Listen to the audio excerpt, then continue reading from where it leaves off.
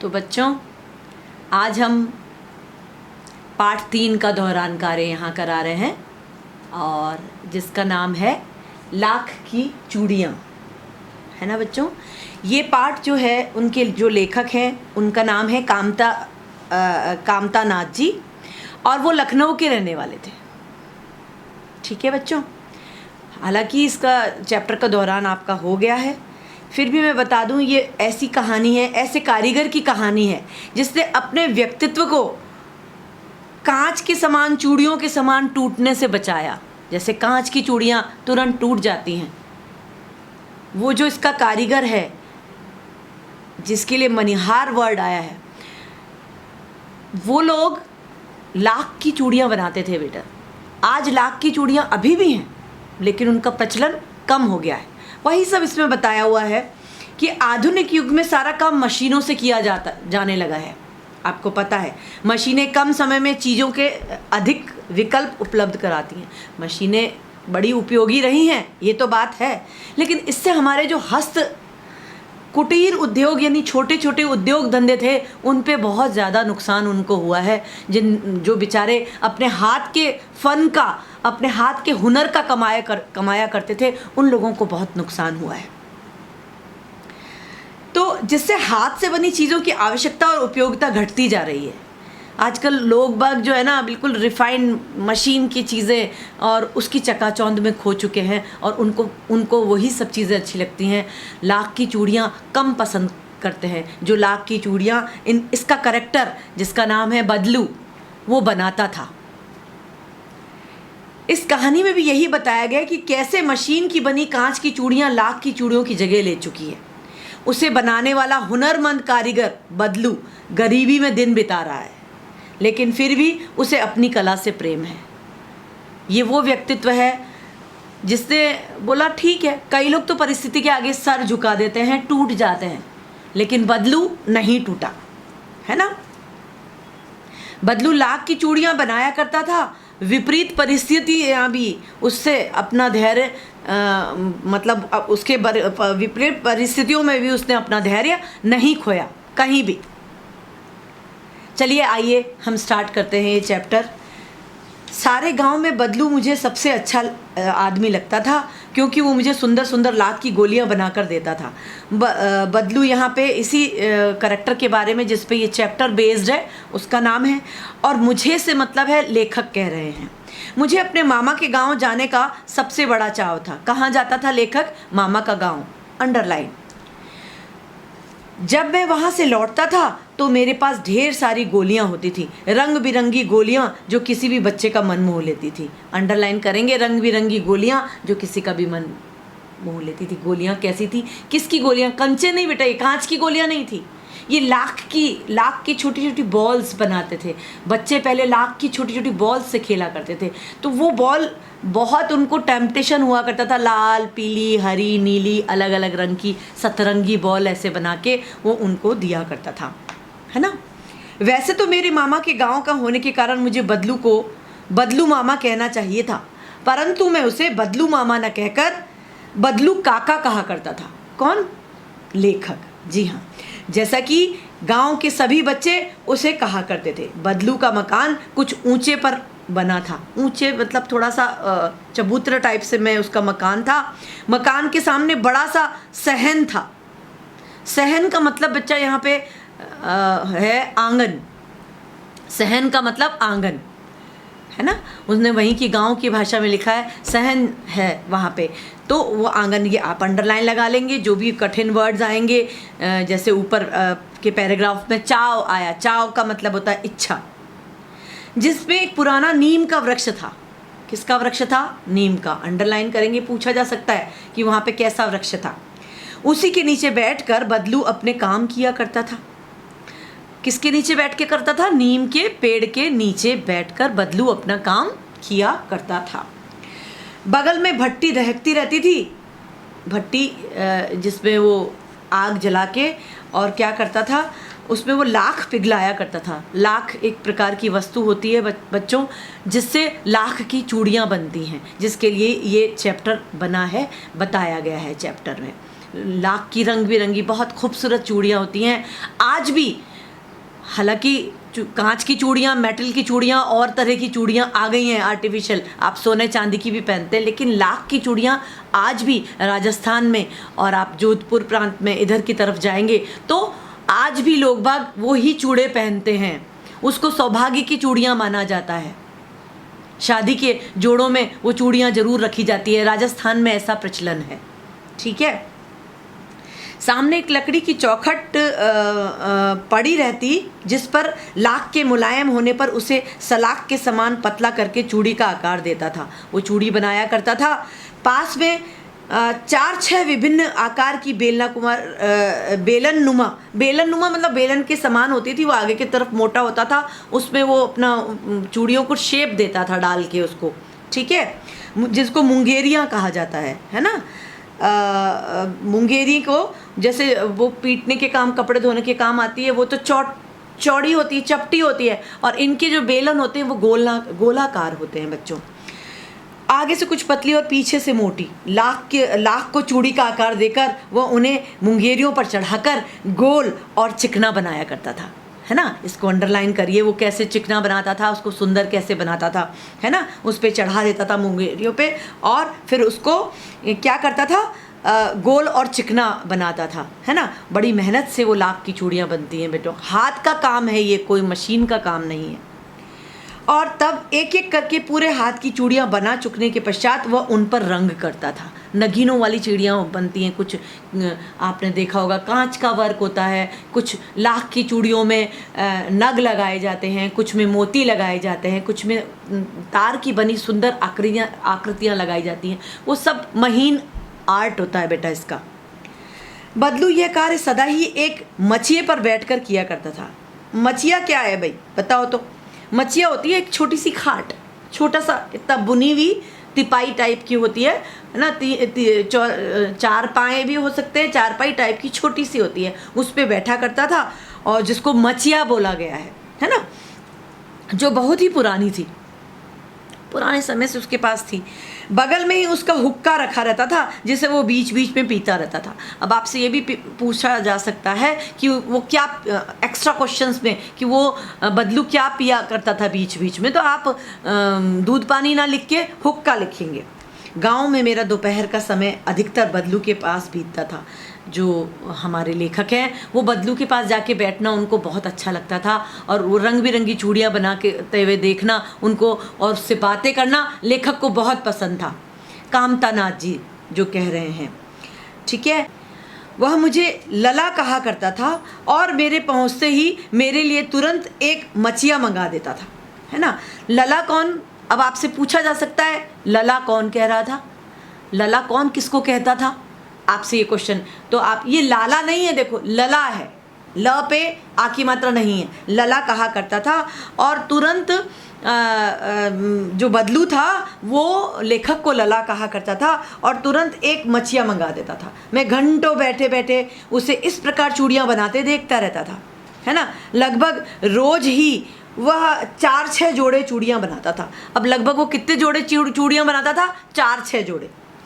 पूरा जोड़ा बना लेने पर वह उसे बेलन पर चढ़ाकर कुछ क्षण चुपचाप देखता रहता था, है ना। मानो वो बेलन ना होकर किसी नववधू की कलाई हो, ऐसे देखता था जैसे दुल्हन की कलाई पर ये चूड़ियाँ जो मैं बना रहा हूँ वो कैसी लगेंगी। ये उसकी इमेजिनेशन होती थी हमेशा कि वह कितनी सुंदर लगेंगी दुल्हन की। ऐसा वो अपने उस पर लगाकर, बेलन पे उसको जो लगाया होता था, उनको चूड़ियों को थोड़ी देर निहारता रहता था, मतलब देखता रहता था वो। ठीक है, अब मैं पेज नंबर 22 पे आ गई हूँ, आप भी सब आ जाइए। बदलू मनिहार था, अंडरलाइन करेंगे, ये शॉर्ट क्वेश्चन में भी पूछ सकते हैं आपसे। और मनिहार का मतलब क्या होता है, वह व्यक्ति जो चूड़ियाँ बनाता है, ऐसा ऑक्यूपेशन जो चूड़ियों बनाने वालों के लिए जो होता है वो मनिहार कहते हैं। ठीक है। तो ऐसा आपसे पूछा जा सकता है मनिहार किसे कहते हैं, तो मनिहार बदलू जो चूड़ियाँ बनाता है उसको मनिहार कहते हैं, आप लिख सकते हैं। जिसका पैतृक पेशा चूड़ियाँ बनाने का होता है वो मनिहार कहा जाता है। चूड़ियाँ बनाना उसका पैतृक पेशा था। पैतृक का मतलब पुश्तैनी, जो उनके पिता फिर दादा उससे पहले से चला आ रहा था वो था, और वास्तव में वह बहुत ही सुंदर चूड़ियाँ बनाता था। उसकी बनाई हुई चूड़ियों की खपत भी बहुत थी। ये अंडरलाइन करेंगे पूरी लाइन, उसकी बनाई हुई चूड़ियों की खपत। खपत का मतलब क्या होता है बताइए, खपत क्या होती है, कोई बता सकता है? खपत का मतलब होता है सेल, यानी बिक्री, जिसको आप कहते हैं। बिक्री भी बहुत थी। उस गांव में भी सभी स्त्रियां उसकी बनाई हुई चूड़ियां पहनती थी। आसपास के गांवों के लोग भी उससे चूड़ियां ले जाते थे, परंतु वह कभी भी चूड़ियों को पैसों से बेचता ना था। अब ध्यान रखिए, आप कोई चीज़ दुकान में खरीदने जाते हो तो आपको क्या देना पड़ता है? पैसे। लेकिन वहाँ बदलू के पास अगर आप चूड़ी लेने जाते तो वो पैसे ना लेता, आपसे कुछ उसके बदले में कुछ ले लेता था। अनाज दे दिया, आम दे दिए, किसी ने चीनी दे दी, किसी ने कुछ दे दिया, मतलब घर के रख रखाव के मसाले दे दिए। तो इस तरह की सामान वो लिया करता था, ले जाते थे। उसका अभी तक वस्तु विनिमय का तरीका, इसको कहते हैं बच्चों, ये इस तरह का लेन देन जो होता है ना, पैसे के बदले पैसे ना दे के कुछ वस्तु देना, उसको वस्तु विनिमय कहा जाता है। ठीक है। तरीका, लोग अनाज के बदले उससे चूड़ियाँ ले जाते थे, है ना। कोई अनाज दे देता था, कोई कुछ दे देता था। इस प्रकार ज़्यादातर लोग अनाज दे देते थे, है ना, आटा दे देते थे। इस प्रकार बदलू स्वभाव में बहुत सीधा था। अंडरलाइन करेंगे इसको, उसका स्वभाव कैसा था? बहुत सीधा था। मैंने कभी भी उसे किसी से झगड़ते नहीं देखा। हाँ, शादी विवाह के अवसरों पर वह अवश्य जिद पकड़ लेता था। मतलब उसका एक ऐसा व्यक्तित्व था कि मतलब जिद्दी हो जाता था, पर कभी लड़ाकू नहीं था वो। ठीक है, वो स्वभाव से बहुत सरल था। ठीक है। जीवन भर चाहे कोई उससे मुफ्त चूड़ियाँ ले जाए, परंतु विवाह के अवसर पर वो सारी कसर निकाल लेता था, है ना। कसर का मतलब होता है कमी। वो जितनी भी कमी होती है वो निकाल लिया करता था विवाह का जब मौका आता था तब। आखिर सुहाग के जोड़े का महत्व ही कुछ और होता है। इसको अंडरलाइन करेंगे लाइन को, सुहाग का जोड़ा और महत्व रखता है। वैसे कोई भी उससे ले जाता था चूड़ियाँ तो अनाज के बदले दे देता था, लेकिन अगर वही व्यक्ति उनको शादी के लिए कहता था कि मुझे शादी के लिए चूड़ियाँ चाहिए, तो फिर वो कोई कसर नहीं छोड़ता था, वो पूरी कमाई करता था। कमाई कैसे? मुझे याद है मेरे मामा के यहाँ किसी लड़की के विवाह पर जरा सी किसी बात पर बिगड़ गया और फिर उसको मनाने में लोहे लग गए थे। लोहे लग गए यहाँ पे मुहावरा है बच्चों, मतलब बड़ी कठिनाई हुई। जैसे लोहे को तोड़ने में बड़ी कठिनाई होती है, तो उसको भी मनाने में बहुत कठिनाई हुई। विवाह में इसी जोड़े का मूल्य इतना बढ़ जाता था कि उसके लिए उसकी घरवाली को सारे वस्त्र मिलते। वो कहता था मेरी घरवाली को वस्त्र भी देने पड़ेंगे, ढेरों अनाज देना पड़ेगा, उनके लिए पगड़ी भी मेरे को पहनानी पड़ेगी, इन सब के बदले में जोड़ा दूंगा, ऐसा कहा करता था वो। तो ढेरों अनाज मिलता, उनको अपने लिए पगड़ी मिलती और रुपए जो मिलते सो अलग, है ना, रुपए भी मिला करते थे। यदि संसार में बदलू को किसी बात से चिढ़ थी, ये अंडरलाइन करेंगे, देखो किससे चिढ़ता था बहुत ज़्यादा, तो वह थी कांच की चूड़ियाँ। भाई क्यों कांच की चूड़ियों से चिढ़ता था? क्योंकि कांच की चूड़ियाँ जब से आती जा रही थी मार्केट में, तो लोगों ने क्या उसका बिजनेस कम हो रहा था, है ना। तो उसको यही लगता था कि कांच की चूड़ियों के कारण मेरा बिजनेस खत्म होता जा रहा है। यदि किसी भी स्त्री के हाथों में उसे कांच की चूड़ियाँ दिख जाती तो वह अंदर ही अंदर कुड़ उठता था, मतलब चिढ़ हो जाती थी उसको। और कभी कभी तो दो चार बातें भी सुना देता था, अरे भाजी क्या पहनी है ये कांच की चूड़ी, इससे अच्छी तो मेरी लाख की चूड़ी ले जाते, है ना, और मैं आपको सस्ती भी दे देता। हाँ, और ये तो जल्दी टूट भी जाएंगी, और टूट भी जाएंगी तो खाली टूटेंगी नहीं, हाथ में चुभ भी जाएंगी। इस तरह की अलग अलग बातें वो सब लोगों से किया करता था। पेज नंबर 23, मुझसे तो वो घंटों बातें किया करता था। कभी मेरी पढ़ाई के बारे में पूछता था, और कभी मेरे घर के बारे में, और कभी यूं ही शहर के जीवन के बारे में। मैं उससे कहता कि शहर में सब कांच की चूड़ियाँ पहनते हैं, तो वो उत्तर देता, शहर की बात और है लला, शहर की बात और है लला। वहाँ तो सभी कुछ होता है। वहाँ तो औरतें अपने मर्द का हाथ पकड़कर सड़कों पर घूमती भी हैं, है ना। अब वो कहते थे कि वहाँ तो सब कुछ होता है, घूमती रहती हैं, घूमती फिरती रहती हैं लेडीज़। अब गाँव में तो ऐसा प्रचलन नहीं है। और फिर उनकी कलाइयाँ नाजुक होती हैं ना, है ना, नाजुक मतलब कोमल होती हैं, वो तो बड़ी कोमल होती हैं। यहाँ तो सॉलिड हाथ वाली ग्रामीण स्त्रियाँ होती हैं गाँव में, तो है ना। लाख की चूड़ियाँ पहने तो मोच ना आ जाए, है ना, कि वो हमारी लाख की चूड़ियाँ पहनेंगे तो उनके हाथों में मोच आ जाएगी। इस प्रकार वो बातें किया करता था। कभी कभी बदलू मेरी अच्छी खासी खातिर भी करता था। खातिर का मतलब क्या होता है बताइए? आदर सत्कार, वो आदर सत्कार किया करता था। अंडरलाइन कर लेंगे इसको कि खातिर किया करता था। जिन दिनों उनकी गाय के दूध होता वो सदा मेरे लिए मलाई बचा कर रखता, और आम की फसल में तो मैं रोज़ ही उसके यहाँ से 2-4 आम खा आता था। आम उसके वहाँ खूब उगते थे, तो वैसे ही 2-4 आम बैठे बैठे, अरे बैठा है चलो लो ये खाओ, आम खाओ। गांव के लोग बच्चे बहुत सीधे होते हैं, उनके पास जो होता है ना आपके आदर सत्कार में वो आपके आगे वो ला के रख देते हैं, और उनको ये भी नहीं पता कि भाई ये हमको खिलाना चाहिए या नहीं खिलाना चाहिए। आम तो चलो खाने वाली चीज़ है। कई बार तो ऐसा होता है गांव में जाओ, मैं भी गांव में गई थी तो मैंने देखा उनका आदर सत्कार में वो कुछ अपने खेत की मूली तोड़ के काट के ले आए कि मूली खाओ। ये गांव के लोगों का आतिथ्य होता है बेटा, हमारी तरह नहीं कि भाई हम अच्छे अच्छे स्नैक्स उनके लोगों के सामने रखते हैं। उनका रहन सहन और पहनावा और सारी चीज़ें बहुत हमसे अलग होती हैं, है ना, परंतु उनमें स्नेह बहुत होता है, वो बहुत प्यार करते हैं। परंतु इन सब बातों के अतिरिक्त जिस कारण वो मुझे अच्छा लगता था वह यह था कि लगभग रोज़ ही वो मेरे लिए 1-2 गोलियां बना देता था, है ना। थोड़ा सा लास्ट का जो वो बच जाता था, लाख बच जाता था, उससे वो गोली बना के, लो आप बैठे हो लला, लो ये 2 गोलियां और लो। लला कहा करता था वो उनको, है ना, लाला नहीं लला। मैं बहुधा मतलब ज़्यादातर, लेखक बोल रहे हैं, मैं बहुधा हर गर्मी की छुट्टी में अपने मामा के यहाँ चला जाता था। कहाँ जाते थे वो? मामा के यहाँ, ध्यान रखना। 1-आध महीने वहाँ रहकर स्कूल खुलने के समय तक वापस आ जाता, परंतु 2-3 बार ही मैं अपने मामा के यहाँ गया होऊंगा, तभी मेरे पिताजी की एक दूर शहर में बदली हो गई। बदली मतलब ट्रांसफ़र हो गया। अब वो रोज जाया करता था तो हर साल बदलू से मिला करता था, लेकिन अब क्या हुआ कि पिताजी का ट्रांसफ़र हो गया तो वो दूर चले गए, तो अब मामा जी के पास आना जाना उसका, लेखक का, बंद हो गया।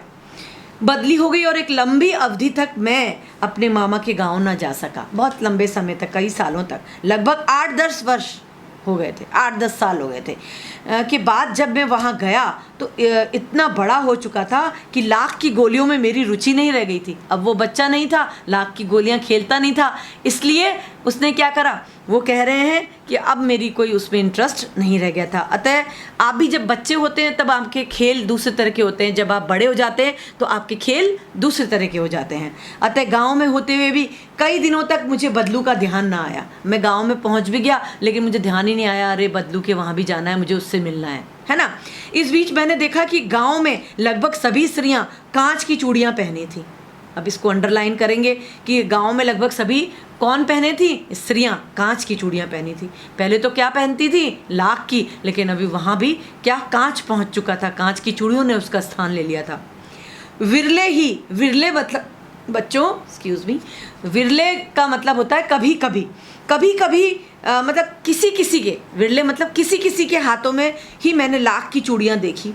तब एक दिन मुझे सहसा मतलब अचानक मुझे बदलू का ध्यान हुआ आया, है ना। एक दिन सहसा उसको लेखक को बदलू का ध्यान आया जब उसने कांच की चूड़ियाँ देखी।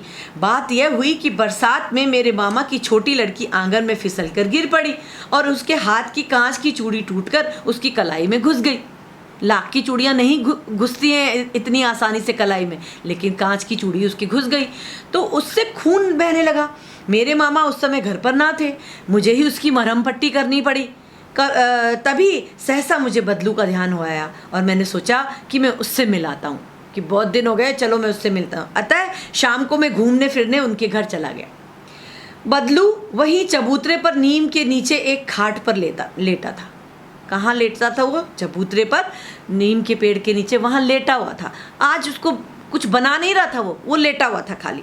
नमस्ते बदलू भैया, मैंने कहा। उन्होंने नमस्ते करा।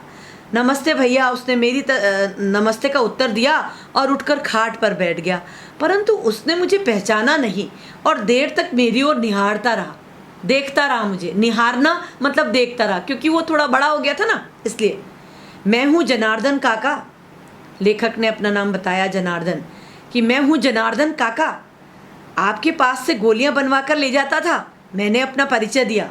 बदलू फिर भी चुप रहा, मानो वो अपने स्मृति पटल मतलब दिमाग में याद करने की कोशिश कर रहा है, अतीत के चित्र उतार रहा हो।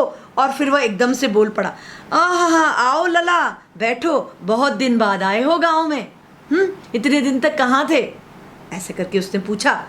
हाँ, इधर आना नहीं हो सका काका, मैंने बैठते हुए उत्तर दिया। Page number 24। कुछ देर फिर शांति रही। मैंने इधर उधर दृष्टि दौड़ाई, है ना, इधर उधर देखा। ना तो मुझे उनकी मच्छिया ही नज़र आई, ना ही भट्टी। अब ना तो उनके पास मच्छिया में बैठा करते थे, ना तो मच्छिया में बैठे हुए थे, और ना ही वो भट्टी जिस पे काम किया करते थे वो थी। आजकल काम नहीं करते क्या काका, मैंने पूछा, है ना, क्या हुआ भाई, आजकल काम क्यों नहीं कर रहे? नहीं लला, काम तो कई साल से बंद है। उन्होंने कहा कि नहीं, काम तो बंद हो गया, मेरी बनाई हुई चूड़ियाँ कोई पूछे तब तो। अब मेरी बनाई हुई चूड़ियों को कोई पूछता ही नहीं है। गांव-गांव में कांच का प्रचार हो गया है ना। अंडरलाइन कर लीजिए, बदलू के गांव में किसका प्रचार हो गया था? कांच की चूड़ियों का, कांच का प्रचार हो गया था। वो कुछ देर चुप रहा, फिर बोला, मशीनी युग है ना ये लला, आजकल सब काम मशीन में होता है। अब तो सब मशीनी युग आ गया है, मशीन में होता है, तो मेरी लाख की चूड़ियों को कौन पूछे, है ना। खेत भी मशीन से जोते जाते हैं, फिर जो सुंदरता कांच की चूड़ियों में होती है लाख में कहाँ संभव है। अब बेचारा इस बात से निराश तो हो गया था कि लोगों को कांच ज़्यादा पसंद आने लगा है, तो उसने ये बात जोड़ी कि लाख कहाँ संभव है। तो फिर कौन लेखक बोले, क्या, लेकिन कांच बड़ा खतरनाक होता है, बड़ी जल्दी टूट जाता है। मैंने कहा, कांच बहुत जल्दी टूट जाता है, नाजुक तो फिर होता ही है लला। कहते कहते उसे खांसी आ गई और वो देर तक खांसता रहा, और वो बहुत खौं खौं खौं करके खांसने लगा, है ना। मुझे लगा, लेखक को क्या लगा, कि उसे दमा है। दमा मतलब अस्थमा। कई बच्चों को अस्थमा होगा, आप इन्हेलर लेते होंगे या कुछ लेते होंगे, आप देखते हैं, तो वैसे ही उसको लगा कि ये अस्थमा की प्रॉब्लम है। उसका साथ साथ उसका शरीर भी ढल गया था, अस्थमा के साथ साथ उसका शरीर ढल चुका था। शरीर ढलना मतलब वो बहुत कमज़ोर हो गया था, है ना। अब व्यवसाय भी चला गया, सब कुछ चला गया, वृद्धावस्था है तो इंसान कमज़ोर हो ही जाता है। उसके हाथों पर और माथे पर नसें उभर आई थी, है ना, उसकी नसें स्पष्ट नज़र आने लग गई थी। जाने कैसे उसने मेरी शंका भांप ली मतलब जान ली। मैं जो सोच रहा था वो उसको समझ में आ गया कि ये मेरे बारे में कुछ ऐसा सोच रहा है कि अरे ये बीमार सा हो गया। तो वो बोला, दमा नहीं है मुझे। तुम मेरे को दमा सोच रहे हो क्या? फसली खांसी है। फसली खांसी, गांव के लोग जो लंबी चलने वाली खांसी होती है उसको फसली खांसी कहती हैं, है ना। तो वो दमा को बड़ी भयंकर बीमारी मानते हैं, तो उनको लगा कि नहीं, मुझे दमा नहीं है, फसली खांसी है। यही कोई महीने दो महीने से आ रही है। अब महीने 2 महीने हुए थे उसको, 10-15 दिन में ठीक हो जाऊंगा, ऐसा उसने उनको कहा, है ना। मैं चुप रहा। अब लेखक ने कहा, मैं चुप हो गया। मुझे लगा उसके अंदर कोई बहुत बड़ी व्यथा छिपी है। मुझे ऐसा लगा कि आज ये ऐसा लग रहा है कि बहुत दर्द के साथ बोल रहा है, इसको कोई व्यथा है, इसको कोई दर्द है, कोई दुख है इसके अंदर छिपा हुआ है, जो कि ये बोलने उसका अंदर से, उसके चेहरे से एक्सप्रेस हो रहा था वो दुख, है ना। मैं देर तक सोचता रहा कि इस मशीनी युग ने कितने हाथ काट दिए। अब मैंने भी सोचा कि मशीन का युग आया तो सही, लेकिन कितने हाथ काट दिए, ये मुहावरा है, मतलब कितने लोगों को बेरोज़गार कर दिया, उनका रोज़गार ख़त्म हो गया, है ना। कुछ देर फिर शांति रही जो मुझे अच्छी नहीं लगी। अब मैं चुपचाप बैठा रहा, फिर मुझे खुद को ही अच्छा नहीं लगा चुप बैठना। तो आगे उन्होंने बोलना शुरू करा, लेखक ने, कि आम की फसल अब कैसी है काका, आम की फसल कैसी चल रही है। कुछ देर पश्चात मैंने बात का विषय बदलते हुए पूछा, अच्छी है लला, बहुत अच्छी है। ने कहा, अच्छी है। उसने लहक कर उत्तर दिया और अंदर अपनी बेटी को आवाज़ दी, है ना, क्योंकि वो आम खिलाया करता था जब ये आते थे लेखक इनके पास, तो आज भी उनको वो चीज़ याद आई, तो उन्होंने आवाज़ लगाई, अरे रज्जो। रज्जो कौन है भाई? जी हाँ, ये बदलू की बेटी का नाम है रज्जो। आपसे पूछा जा सकता है इसका बदलू की बेटी का नाम क्या था, तो आप बताएंगे रज्जो, ठीक है। लला के लिए आम तो ले आ जरा, है ना, आम ले आ। फिर मेरी ओर मुखातिब मतलब देखकर, आप अपने साथ पेंसिल रखा करिए, मैं आपको बार बार बोलती हूँ, अंडरलाइन और कोई शब्द ऐसा आता है तो मैं आपको बताती हूँ साथ साथ, तो आपको उसका अर्थ वहीं लिख लेना है। मुखातिब मतलब देखकर बोला, माफ़ करना लला, तुम्हें आम खिलाना भूल गया था, है ना, कि अरे इतनी देर हो गई और मैंने तुम्हें आम के लिए नहीं पूछा, माफ़ करना मुझे। नहीं नहीं काका, आम तो इस साल बहुत खाए हैं, है ना। वाह वाह, बिना आम खिलाए कैसे जाने दूंगा तुमको, ये क्या बात कही तुमने भाई, हैं। तो मैं तो तुम्हें आम खिलाता था, बिना आम खाए थोड़ी तुम मेरे पास से जाओगे। मैं चुप हो गया। मुझे वो दिन याद हो आए जब वो मेरे लिए मलाई बचा कर रखता था। इतना प्यार करता था कि जब वो आता था कि अरे भाई लला आएगा तो उसे मलाई दूंगा। उसको स्नेह था, ये उसका प्यार था। गाय तो अच्छी है ना काका, मैंने पूछा।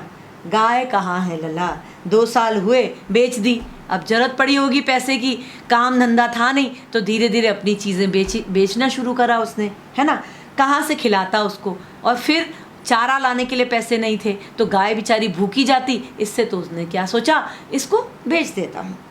इतने में रज्जो, उनकी बेटी, अंदर से एक डलिया मतलब एक टोकरी में ढेर से आम ले आई, है ना। आम लेके आई। यह तो बहुत है काका, इतने कहाँ खा पाऊँगा, मैंने कहा। Page number 25। यह तो बहुत है काका, मैं इतने कहाँ खा पाऊँगा। वाह वाह, वह हंस पड़ा। शहरी ठहरे ना, मैं तो तुम्हारी उम्र का था तो इससे चौगुने आम एक बखत में खा जाता था, है ना। उनने क्या बोला, तुम अब शहरी हो गए हो, है ना। जब मैं तुम्हारी उम्र का था तो एक ही समय में, बखत मतलब समय में, बहुत सारा आम खा जाता था। आप लोगों की बात और है, मैंने उत्तर दिया। अरे काका, कहाँ आपकी बात, आप अपनी बात कहाँ कर रहे हैं, है ना। अच्छा बेटी, लला को 4-5 आम छांट कर दो। और फिर उसने क्या करा, सिंदूरी वाले देना। एक सिंदूरी आम होता है, आम की एक वैरायटी होती है जिसको सिंदूरी आम बोलते हैं, तो वो वाले आम देना। देखो लला कैसे हैं, इसी साल यह पेड़ तैयार हुआ है। इस साल मैंने सिंदूरी आम का पेड़ तैयार करा है, मतलब वो बड़ा हो गया है, आम देने लायक हो गया है। तो अब ये वाले आम चक्के देखो कैसे हैं। बच्चों देखो, ये इनका स्नेह होता था, प्यार होता था। ये उनको कोई किसी से लेना देना नहीं होता था। गांव के लोग अक्सर ऐसे ही अच्छी तरह आतिथ्य करते हैं, है ना। उनके आतिथ्य में कोई दिखावा नहीं होता, ठीक है। रज्जो ने 4-5 आम अंजुली में लेकर, अंजुली मतलब अपने हाथ की, उस पे लेकर, अंजुली में लेकर मेरी ओर बढ़ा दिए। आम लेने के लिए मैंने हाथ बढ़ाया तो मेरी निगाह एक क्षण के लिए उसके हाथों पर ठिठक गई मतलब रुक गई। किसके हाथों पे, रज्जो के हाथों पर। उसकी गोरी गोरी कलाइयों पर लाख की चूड़ियाँ बहुत ही फब रही थी मतलब अच्छी लग रही थी। उसने अभी भी लाख की चूड़ियाँ पहनी हुई थी, है ना। बदलू ने मेरी दृष्टि देख ली और बोल पड़ा, यही आखिरी जोड़ा बनाया था कि ये जो उसने पहन रखा है, रज्जो को पहना दिया अब मैंने, इसलिए आखिरी जोड़ा यही बनाया था मैंने, और वो भी जमींदार साहब की बेटी के विवाह पर, उनकी बेटी के लिए बनाया था। 10 आने पैसे मुझको दे रहे थे, इस जोड़े के खाली 10 आने दे रहे थे। मैंने जोड़ा नहीं दिया, कहा शहर से ले आओ, जबकि उनको पैसे की ज़रूरत थी, लेकिन तब भी उसने वो जोड़ा नहीं दिया क्योंकि उसको लगा कि ये मेरी उसके कीमत के बराबर नहीं है। और वैसे भी उसके अलावा वो क्या क्या लिया करता था, पगड़ी लिया करता था अपनी बीवी के लिए, जो बेस होता था पहनाने के लिए वो लिया करता था, वो सब जमींदार ने देने से मना कर दिया होगा। और खाली 10 आने पैसे उसको दे रहे थे तो उसने दिया ही नहीं, जबकि उसको इतने पैसे की ज़रूरत थी तब भी, है ना। मैंने आम ले लिए और खाकर थोड़ी देर पश्चात चला आया। मुझे प्रसन्नता हुई कि बदलू ने हार कर भी हार नहीं मानी थी। वो हार चुका था परिस्थितियों से, लेकिन फिर भी उसने हार नहीं मानी थी, है ना। उसका व्यक्तित्व, बदलू का जो व्यक्तित्व था कांच की चूड़ियों जैसा ना था, आसानी से टूट जाए। जैसे कि मैंने आपको शुरू में बताया था कि उसका व्यक्तित्व ऐसा नहीं था कि वो जो कि कांच की चूड़ियों से टूट जाए। उसने अपना ये देखा कि लोग बागों ने अपना पैतृक धंधा बदल दिया, लेकिन उसने ये नहीं करा, उसने इस चीज़ से समझौता नहीं करा। तो उसका व्यक्तित्व ऐसा नहीं था कि कांच की चूड़ियों की तरह वो टूट जाए। इसलिए इस चैप्टर का नाम कांच, ये लाख की चूड़ियाँ है। लाख की चूड़ियों का महत्व बता रहा है ये कि कांच की, उनके आगे उसका क्या मूल्य है कांच की चूड़ियों का। ठीक है बच्चों, ये चैप्टर आपका यहाँ पे ख़त्म हो जाता है।